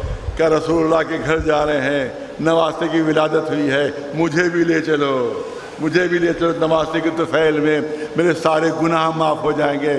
نواسے کے طفیل میں سارے گناہ لے کر پہنچے. تفصیل نہیں عرض کرنا، آپ تو مسلسل سنتے ہی رہتے ہیں، پھر ہلکا سا اشارہ ہے سے غالب پہنچے بارگاہ رسالت میں. اے اللہ کے رسول دعا مانگیے میرے گناہ معاف کر دیے جائیں. جبریل لے جاؤ حسین کے جھولے کے پاس، لے جاؤ حسین کے جھولے کے پاس اور جھولے سے اس کو مس کرو. جیسے ہی مس کرو گے گناہ معاف ہو جائیں گے. حسین سے بڑھ کر کوئی شفیع نہیں ہے، انہیں سے بڑھ کر کوئی گناہوں کو معاف کروانے والا نہیں ہے. ادھر پروں کو مس کیا گیا، ادھر مس ہوا، ساری طاقتیں واپس آ گئیں، سارے بالوں پر واپس آ گئے. ہم سے یہ کہا جاتا ہے کہ ہم اپنے ائمہ کو انبیاء سے بڑھا دیا کرتے ہیں، لہذا ہم اسلام سے خارج ہیں، ہم دین سے خارج ہیں، ہم مسلمان نہیں ہیں. نہیں، واقعہ سن لو، تمام سیرت کی کتابوں میں، تمام قصص الانبیاء میں واقعہ موجود ہے کہ جس وقت جناب نوح تبلیغ کرتے تھے تو اتنے پتھر مارے جاتے تھے کہ پتھروں کے انبار میں وہ چھپ جاتے تھے. اور اس وقت ملائکہ آتے تھے، جبریل آتے تھے اور نوح کو ان پتھروں کے انبار سے نکالتے تھے. زخمی نو بہت توجہ رہے، عظمت امام حسین، مرتبہ امام حسین. نوح کو، زخمی نوح کو ملائکہ اس پتھروں کے انبار سے نکالتے تھے. اور اس کے بعد تمام شیعہ سنی روایتوں میں درج ہے کہ ملک اپنے پروں کو نوح کے جسم سے مس کرتے تھے. ملک اپنے پروں کو نوح کے جسم سے مس کرتے تھے. اس کا اثر یہ ہوتا تھا کہ نوح کے جسم کے سارے زخم اچھے ہو جاتے تھے.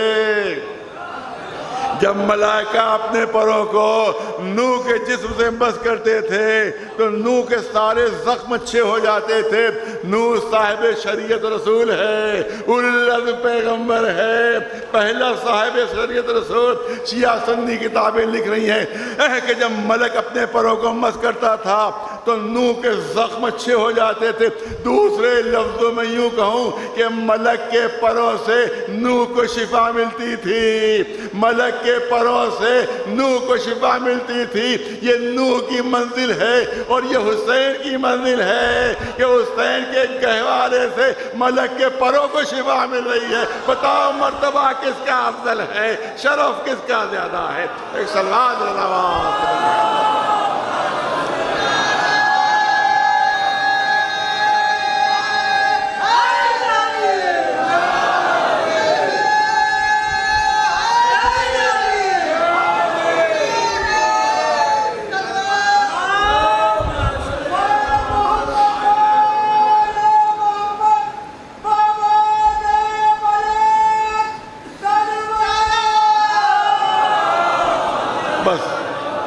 بات کو مکمل کرنا چاہتا ہوں، اگلی مجلسیں بھی ہیں. میں پوچھنا یہ چاہتا ہوں، مجھے یہ بتائیے کہ ملک کہاں کا رہنے والا ہے، کہاں کا بسنے والا ہے؟ عرش کی بلندیوں کا بسنے والا ہے، عرش پر رہنے والا ہے. حسین کہاں ہیں؟ زمین کے اوپر ہیں. حسین کا گہوارہ کہاں ہے؟ زمین کے اوپر ہے. اب اگر ملک کو شفا حاصل کرنا چاہیے تھی تو عرش پر کسی رہنے والے کو وہ شفیع بناتا. رہنے والا ہے عرش کا، آیا شفا کے لیے فرش کے اوپر. پوری توجہ چاہوں گا. مثال پیش کر دوں تاکہ چھوٹے بچے بھی سمجھ جائیں. ہے یہ، فرض کیجیے کسی نے کوئی بہت بھیانک جرم کر دیا، مان لو لوور کورٹ سے بھی اس کو سزا ہو گئی، اور سیشن سے بھی سزا ہو گئی، پھر ہائی کورٹ سے بھی ہو گئی، پھر سپریم کورٹ سے بھی ہو گئی. اب صرف ایک جگہ بچتی ہے جہاں سے اس کو معاف کیا جا سکتا ہے، اور وہ صدر جمہوریہ. ہندوستان کا صدر چاہے تو اس مجرم کو معاف کر سکتا ہے، اس کی سزا کو معاف کر سکتا ہے. تو ایک ایسا مجرم تھا، دیکھو سارے کورٹ سے سزا ہو چکی تھی، ہر کورٹ سے سزا ہو چکی تھی. اب صدر جمہوریہ ہندوستان کا صرف اس کے لیے تھا کہ وہ معاف کر سکتا ہے. لیکن امریکہ کے صدر نے اعلان کیا کہ میں نے اس مجرم کو معاف کر دیا. جو ہندوستان میں جس نے جرم کیا تھا، ٹرمپ صاحب کی طرف سے اعلان ہو گیا کہ میں نے ہندوستان کے اس مجرم کو معاف کر دیا کہ جس نے یہ جرم کیا تھا. تو ہندوستان کی حکومت لاکھ ان کے دباؤ میں صحیح، مگر پھر بھی یہاں کی حکومت کہے گی کہ آپ اپنی حدوں میں رہیے، جہاں تک آپ کی حکومت ہے وہیں تک آپ مجرم کو معاف کر سکتے ہیں. یہ مجرم ہمارا ہے، اس کو آپ معاف نہیں کر سکتے. اس کا مطلب یہ ہے کہ جہاں تک حکومت کی حد ہوتی ہے وہیں تک انسان مجرم کو معاف کر سکتا ہے. اب سوال یہ ہے، مجرم یہ ہے آسمان کا، مجرم یہ ہے عرش کا، حسین ہے زمین کے اوپر. ارے کسی آسمان پر رہنے والے کو شفیع بناتا، مگر یہ ملک جانتا ہے کہ حسین اس شخصیت کا نام ہے کہ زمین پر بھی اس کی حکومت ہے، آسمانوں پر بھی اس کی حکومت ہے. ایک صلوات محمد وعلیہ.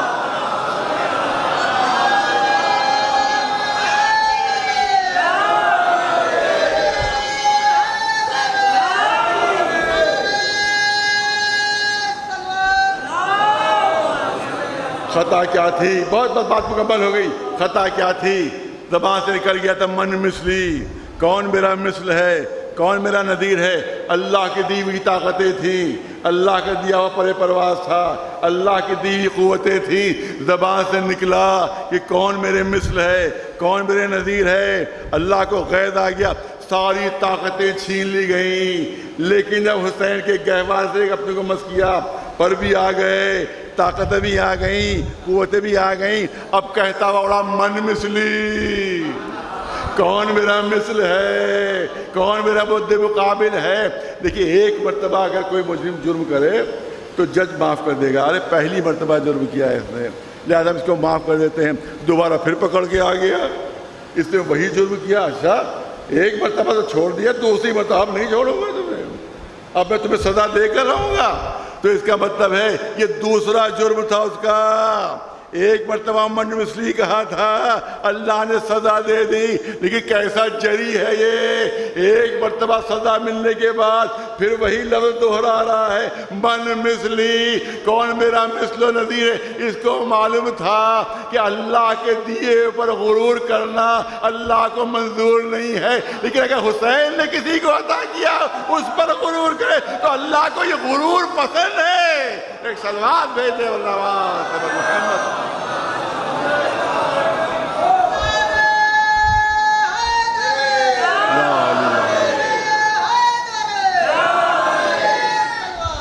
بس یہ ہے حسین کی منزل. بات مکمل ہو گئی.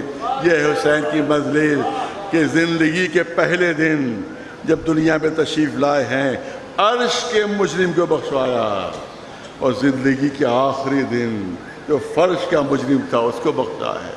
وہ کون مجرم؟ آج عام طور سے جناب اونو محمد کے مسائل پڑھے جاتے ہیں، مگر میں اس لیے نہیں پڑھتا کیونکہ یوم جناب زینب میں یہ مسائل پڑھتا ہوں. لہذا آج مجھے موقع مل جاتا ہے کسی اور شہید کا ذکر ہو جائے. لہذا 5 کو میں ذکر اسی شہید کا کرتا ہوں جو بظاہر کربلا کا سب سے بڑا مجرم ہے. اگر حسین کو لے کر نہ آتا تو حسین کے بچے پیاسے نہ ہوتے. اگر حسین کو گھیر کر نہ لاتا تو پھر سکینہ کے گلے میں رسی نہ بندھی. اگر حسین کو گھیر کر نہ لاتا تو خیموں میں آگ نہ لگتی، بیویوں سے سروں سے چادریں نہ چھلتی. سب سے بڑا اگر کوئی مجرم ہے تو یہی ہے جس کا نام حر ہے، کہ جو حسین کو گھیر کر لایا تھا. اور جس وقت یہ پہنچا ہے، پوری تفصیل نہیں کرنا، وقت نہیں رہا، جس وقت یہ پہنچا ہے تو حسین نے آگے بڑھنا چاہا. اس نے حسین کے فرض کی لجام پر ہاتھ رکھ دیا کہ میں آگے نہیں بڑھنے دوں گا. بڑی جرأت سے کام لیا، بڑی ہمت سے کام لیا. امام حسین نے فرمایا یہ کیا تو کر رہا ہے؟ تیری ماں تیرے غم میں بیٹھے، تیری ماں تیرے غم میں بیٹھے. اس سے سنا بولنے کانپ گیا، تھرا گیا. اے آقا آپ نے جملہ کہہ دیا، مگر میں کیا کروں؟ میں جواب میں کچھ نہیں کہہ سکتا. کوئی اور ہوتا تو جواب دے دیتا، مگر آپ کے لیے کیسے کہوں؟ آپ نے کہا کہ تمہاری ماں تمہارے غم میں بیٹھے، مگر میں کیسے کہہ دوں؟ کیونکہ آپ کی ماں تو فاطمہ زہرا ہے، آپ کی ماں تو رسول اللہ کی دختر خاتون جنت ہے. یہی گھیر کر کربلا میں لے کر آیا. لشکر پر لشکر آ رہے ہیں، 7 محرم سے پانی بند کر دیا جاتا ہے. یہاں تک کہ شب عاشور آ گئی، حسین کے بچے پیاس سے تڑپ رہے ہیں. پوری شب روایت کہتی ہے کہ حر کا ضمیر جاگتا ہے، پوری شب ٹہل رہا ہے. ہائے یہ میں نے کیا کر دیا، یہ میرے کیسا گناہ ہے، یہ میری کیسی خطا ہے، یہ بچے میری ہی وجہ سے پیاسے ہیں، یہ پیاس سے دم توڑ رہے ہیں. عمر سعد کے پاس پہنچا.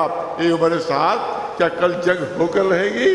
عمر سعد نے جواب دیا کیا ایسی جنگ ہوگی کہ کٹی ہوئی لاشوں سے پورا میدان پٹ جائے گا. یہ سننا تھا کہ حر کانپنے لگے، چہرے کا رنگ زرد ہو گیا. عمر سعد نے گھبرا کر کہا اے حر عرب کے سب سے بڑے شہسوار ہو، عرب کے سب سے بڑے بہادر ہو، اور جنگ کے نام سے تمہارا بدن کانپ رہا ہے، چہرے کا رنگ اڑ گیا ہے. کیا جنگ سے ڈر گئے؟ کیا مرنے سے خوف زدہ ہو گئے؟ حر نے جواب دیا نہیں نہیں، میں نہ مرنے سے ڈرتا ہوں نہ جنگ سے ڈرتا ہوں، بس ڈر اس بات کا ہے ایک طرف جہنم ہے ایک طرف جنت، مجھے جہنم میں جلنے کی تاب نہیں ہے. صبح نمودار ہوئے، اپنے بیٹے کو ساتھ لیا، اپنے غلام کو ساتھ لیا، آگے بڑھا. سامنے بھائی ملا کہ میرے ساتھ آ جاؤ. کہاں جا رہے ہو؟ آقا کے پاس جا رہا ہوں، معافی مانگنے کے لیے جا رہا ہوں. بھائی نے کہا ارے اتنا بڑا گناہ، کیا حسین معاف کر دیں گے تمہیں؟ اب یہ حر کے جملے ہیں، نہیں میرا آقا بہت قریب ہے، مجھے یقین ہے کہ میرے جرم کو میرا آقا معاف کر دے گا. جب قریب پہنچے تو اپنے بیٹے سے کہا کہ رومال سے میرے ہاتھ باندھ دو، میرے چہرے پر میری عبا ڈال دو، مجھے جرأت نہیں کہ میں حسین کا سامنا کر سکوں. قریب پہنچے، حسین کے قدموں پر سر رکھ دیا. امام فرماتے ہیں اے آنے والے اپنا سر تو اٹھا، یہ تو دیکھوں کہ تو کون ہے. حر کہتے ہیں آقا جب تک یہ نہ کہیے گا معاف کر دیا اس وقت تک میں سر نہیں اٹھاؤں گا. امام نے فرمایا میں نے بھی معاف کیا اور میرے خدا نے بھی معاف کیا. اب حر نے سر اٹھایا، میں ہوں گناہ گار حر. آقا آپ کے بچوں کو بہت ستایا، میں 2-3 جملے میں صاحب کے آپ کے بچوں کو بہت ستایا ہے، اجازت دیجئے کہ میرا بیٹا میدان جنگ میں جائے. جب میرے سامنے ٹکڑے ٹکڑے ہو کر گرے گا تو شاید میری گناہ کا ہلکا سا کفارہ ہو جائے. بیٹے کو اجازت ملی، میدان جنگ میں جاتا ہے، داد شجاعت دیتا ہے. زخمی ہو کر گھوڑے سے گرا، باپ کو آواز دی بابا میری خبر لیجئے. حر نے آگے بڑھنا چاہا. روایت کہتی ہے کسی نے بازو پر ہاتھ رکھ دیا. اے حر کہاں چلے؟ کہیں بوڑھے باپ بھی، کہیں بوڑھے باپ بھی جوان بیٹوں کی لاشوں پر جاتے ہیں. اے حر میں جاؤں گا. یہاں پر والد مرحوم پڑھا کرتے تھے کہ حر کے بیٹے کی لاش اٹھانے کے لیے حسین میدان میں پہنچے، لیکن ابھی ابتدائی جنگ تھی، ابھی جسم میں اتنی طاقت تھی کہ حسین نے گھوڑے سے اترنے کی ضرورت محسوس نہیں کی، گھوڑے کی پیٹھ پر بیٹھے بیٹھے جھکے اور جھک کر جوان کا لاشا اٹھا کر گھوڑے کی پیٹھ پر رکھ دیا۔ فرمایا کرتے تھے کہ جتنا جتنا وقت گزرتا جاتا تھا حسین کی طاقت گھٹتی جاتی تھی۔ ارے قاسم کی لاش لے تو آئے، مگر عالم یہ تھا کہ سینے سے سینہ ملا ہوا تھا، پیر زمین پر خط دیتے جاتے تھے، لیکن جب علی اکبر کی لاش پر پہنچے تو کون تھا جو کہتا کہ کہیں بوڑھے باپ بھی جوان کا لاشا اٹھاتے ہیں۔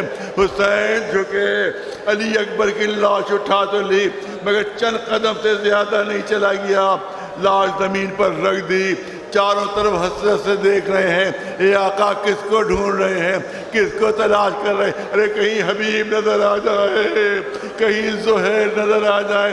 آقا کی مظلومی دیکھیے، جب کوئی نظر نہیں آیا تو چند بچے خیموں سے نکل آئے تھے، حسین نے انہی کو آواز دی، اے بنی ہاشم کے بچوں آؤ اور حسین کی مدد کرو۔ آگے آگے لاش علی اکبر، پیچھے پیچھے حسین، والی اکبرہ والی اکبرہ کہتے ہوئے بس آخری جملے روایت کہتی ہے کہ علی اکبر کی لاش وہاں پر رکھی جہاں پر قاسم کی لاش رکھی ہوئی تھی، حسین درمیان میں بیٹھ گئے، ایک ہاتھ لاش علی اکبر پر، ایک ہاتھ لاش قاسم پر۔ دیکھنے والوں نے منظر دیکھا، آسمان کا رخ کیا، حسین نے فریاد کی، پالنے والے تو دیکھ رہا میں غریب ہو گیا، میں بے سہارا ہو گیا، اب حسین کے دامن میں کچھ نہیں بچا، جو کچھ تھا وہ تیرے اوپر حسین نے نچھاور کر دیا۔